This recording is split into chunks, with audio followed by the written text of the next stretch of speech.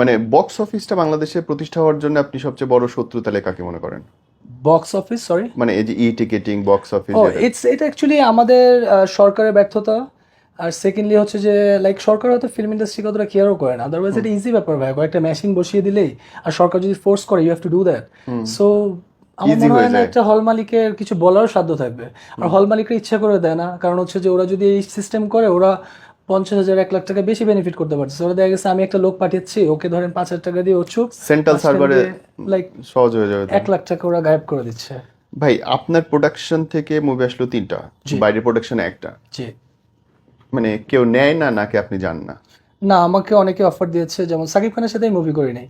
তারপর মানে ফার্স্ট কোনো মুভিটা আমার ছিল হচ্ছে যে নিপুণ, আমার কোয়ার্টিস্ট ছিল, ববিও ছিল, বাপ্পিও ছিল এটাতে, but central of the point ছিলাম আমি, আমার উপরেই ওরা পুরো দ্বন্দ্ব লাগে। জি ওইখানে বাপ্পির সিকোয়েন্স আমার চেয়ে বেশি ছিল, গানও একটা বেশি ছিল, but in a way vital the main point is me, like আমার জন্য বাপ্পির বোনের সাথে আমার লাইক বিচ্ছেদ হয়, everything like in a way everything is like everything depends on my character, আমার জন্যই পুরো একটা ফ্যামিলিতে ঝগড়া হচ্ছে, দ্যাটস ওয়াই মুভিটা করেছি। কিন্তু সত্যি আপনি বলছিলেন ফিল্ম করে আপনি বেচতে যেতে চান।